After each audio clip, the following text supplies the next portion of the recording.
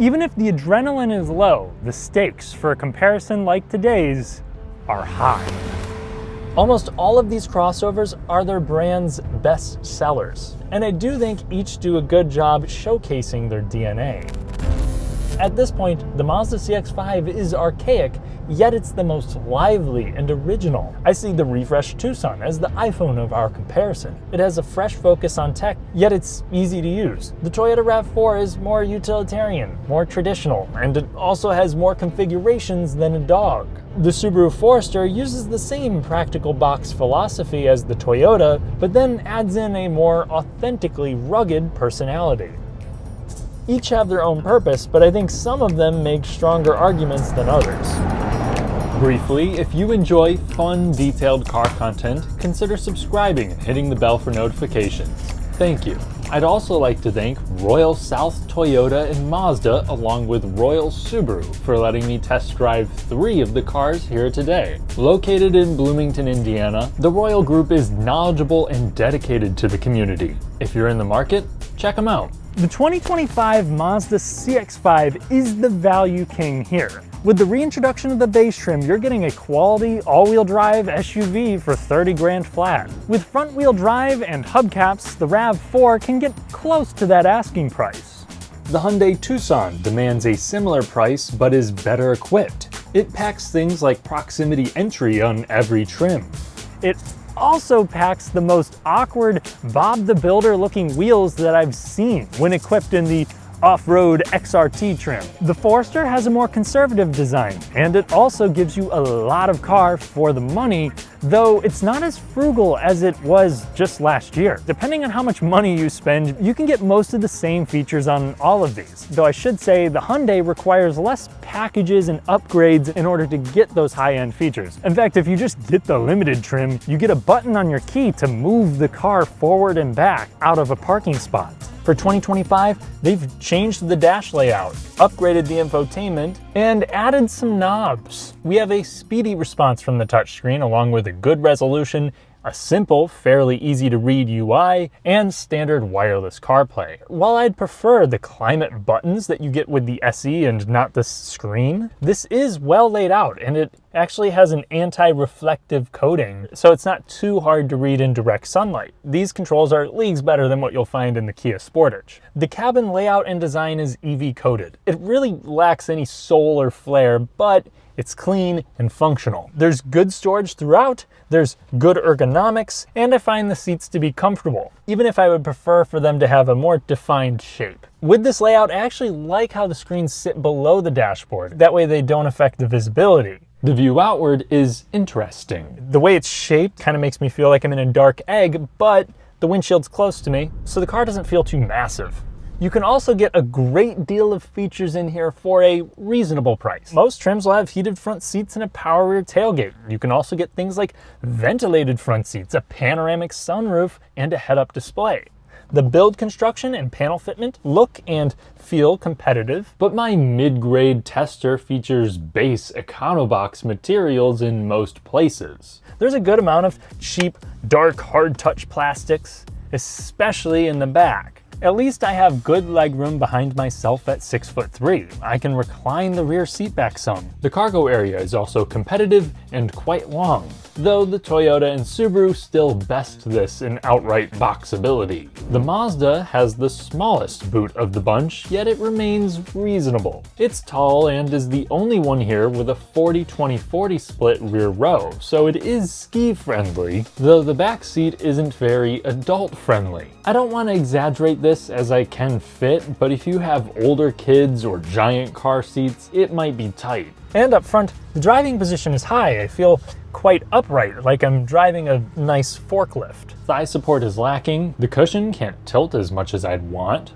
and on the bottom, the bolstering is practically non-existent. I normally wouldn't complain about this in a compact crossover, but this is just on the more extreme end of flat. Though funny enough, I think I actually do find myself a little bit more comfortable in here than I do in the RAV4. It doesn't leave me aching, and I'm a fan of basically every other aspect of this cabin. While some may hate it, the infotainment is extremely simple. This is primarily controlled through some buttons and a dial, which allows this to be easily used in motion. And it is a touchscreen, but only in CarPlay or Android Auto. And unfortunately, that's wireless in the high trims only. If you do spend a lot of money, at least you do get the best sound system that I've heard in this class. The build quality here in most places is strong. It feels like a solid little SUV. You got a lot of tactile controls, a very simple layout, classy accenting. In 2025, this really isn't going to wow anybody, but I think it's aged pretty well, and the features for the cash are what really blow my socks off. The preferred spec that I'm sitting in starts below 33 grand and includes leather upholstery,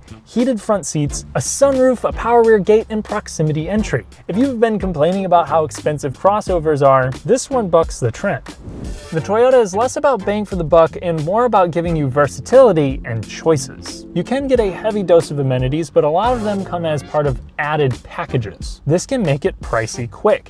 Yet, if you want a RAV4 that's more sporty or more rugged, more luxurious or more basic, you can get it. Here in the run-of-the-mill XLE, I like the storage. I like the textured plastic and the grippy door handles. I like the huge knobs and buttons. And the adequate no-frills infotainment includes standard CarPlay and not a whole lot to complain about, even if I wish it was a little more snappy heading into 2025. The seats, on the other hand, should accommodate a wide variety of body types.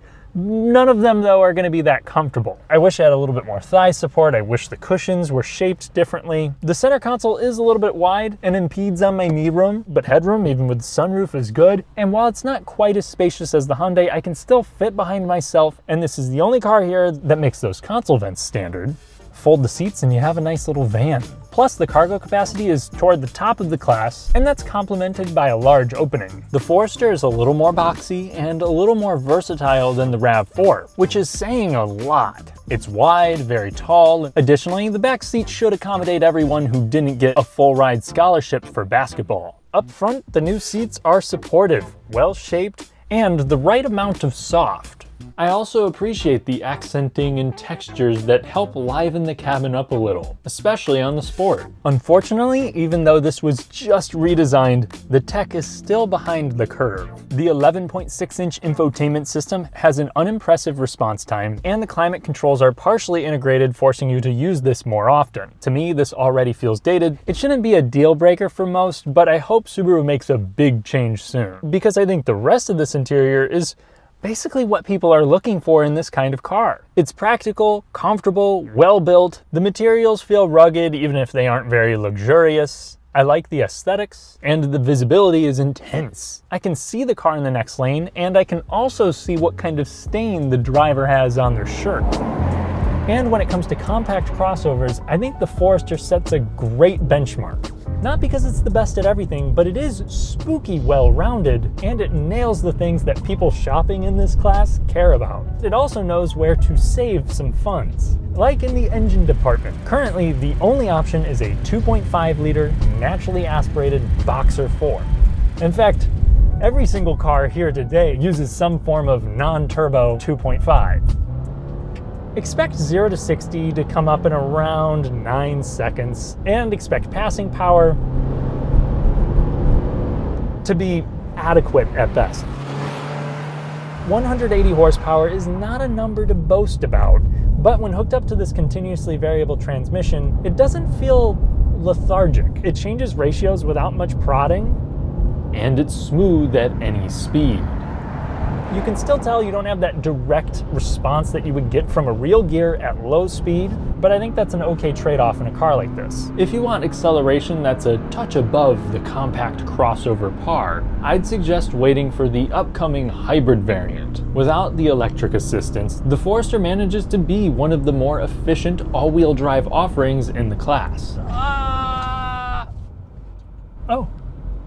See, that's nice. There was a branch in the road and this just drove right over it. No scraping whatsoever. 8.7 inches of ground clearance, at work. So if you actually take this and do any sort of off-roading, the Forester is the best here, especially in the wilderness grade, which has not been announced for the new body style, but I would expect that sometime soon. It's usually accompanied with a lift, more aggressive final drive ratio, and a whole host of other upgrades. But even on other Foresters, this all-wheel drive system is about the best in the class at sending power to the rear axle. It also has one of the best off-road modes that uses the brakes to shift power side to side. Even without serious wheel articulation, these are pretty capable. The rest here, even the RAV4 TRD off-road, just can't quite match this from everything I've seen. And even when we're still on pavement, it's gonna be hard for those cars to match the ride quality that you get with this. The Subaru Forester is as unbothered by bad pavement as Indiana municipalities. It's forgiving over the worst stuff and smooths out lighter imperfections. Even in the sport trim, which is supposed to have slightly firmer damping. It might waft over things a little bit, but its suspension is really sure-footed. And while it's not all that engaging, the steering for 2025 is more direct. It used to have this vagueness on center that's basically absent now. There's also maybe a little bit more feedback. It's still numb overall, but its quick steering ratio and a relatively well-kept body roll makes it feel more nimble than its size would suggest. Add in your visibility and this becomes refreshingly easy to drive. And up at highway speeds, wind noise is muffled well for a car with this much glass, but you are getting a decent amount of road noise. For today's comparison though, I'm gonna take my ears out of it and just measure the decibels for each car on the same stretch of road in the same direction. The Mazda CX-5 is also a breeze to drive. It's the smallest car here, and it feels as such. It's also the most natural and engaging, partially because of the powertrains. Mazda's 2.5-liter inline-4 makes 187 horsepower, but if you want more, you can turbocharge that and make over 300 pound-feet of torque. The result is effortless acceleration.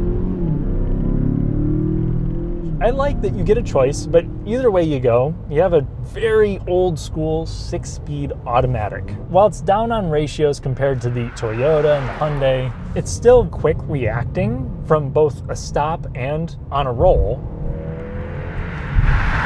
And while the naturally aspirated engine could use an extra gear or two, I really don't have many complaints with this. This powertrain feels old in the right ways, and the same goes with the steering. So the ratio here is actually slower than what you'll get with the Subaru, but the steering is extremely precise. It has a kind of light weight to it, but as you go through corners, it builds up and you get some authentic feedback.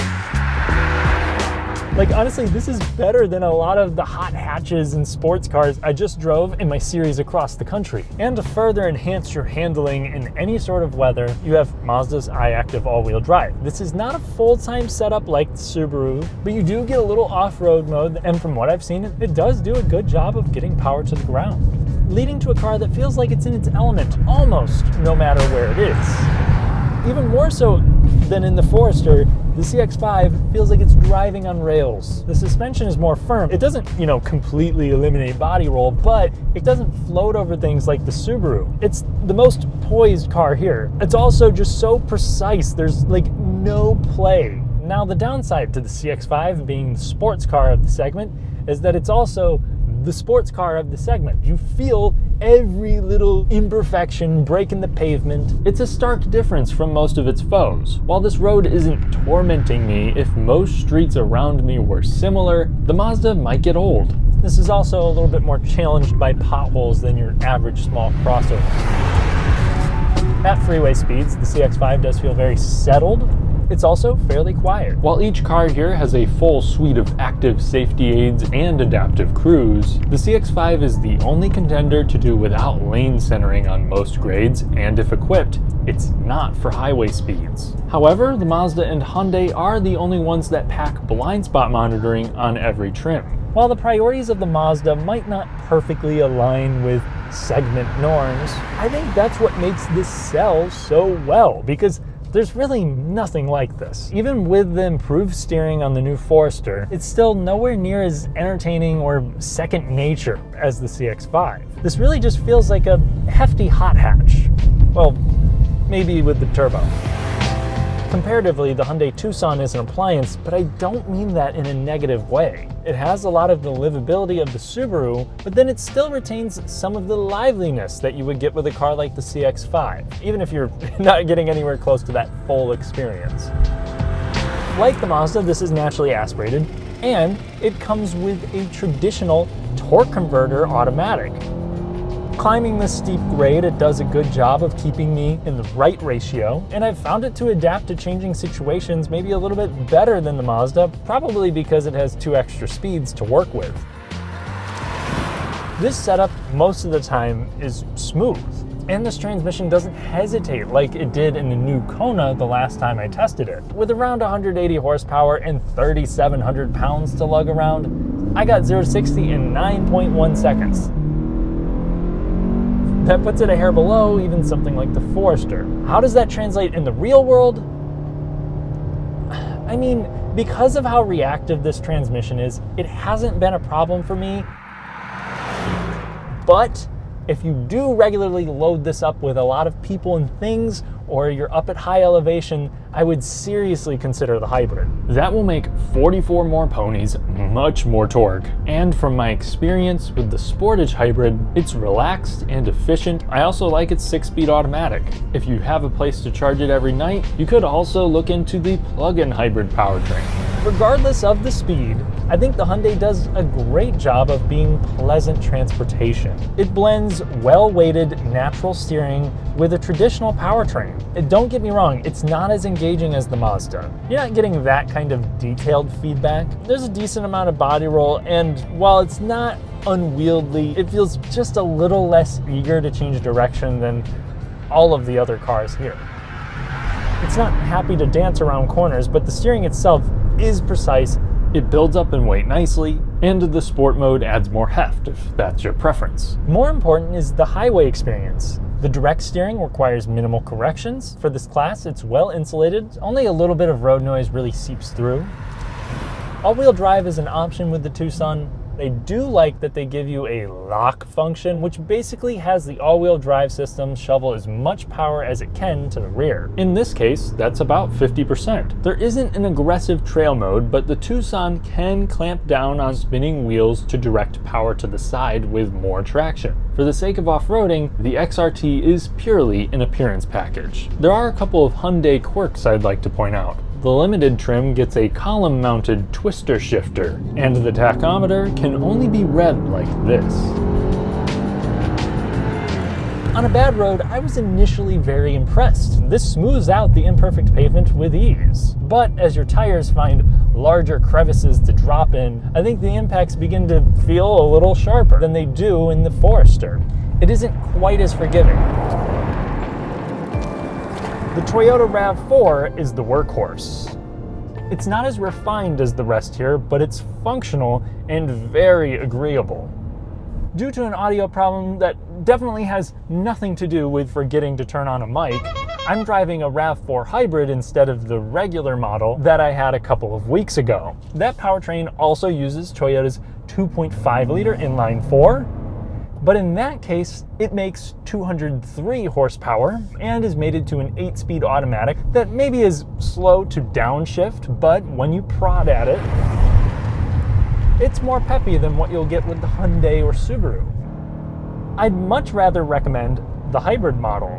While it might not make sense for everyone's budget, this gives you a good amount more power. 219 ponies to be exact, but the electric torque, especially at low speeds, gives you a pretty immediate response, and the eCVT, which uses a motor to change the ratio for the engine, lets the 2.5 get to the best RPM quickly. And since it can get 41 miles per gallon with all-wheel drive, you should get a nice return on your investment if you plan on keeping it for the long term. You can also get a plug-in hybrid, which does give you more power and more range than what you'll find with the Kia, but that's not only more pricey, it's been pretty hard to find. You can expect 0 to 60 with this thing to come up in about 7 seconds flat, but what I really like is just that passing power. Even though it might not be by the numbers a whole lot faster than the standard power plant, this does feel more relaxed.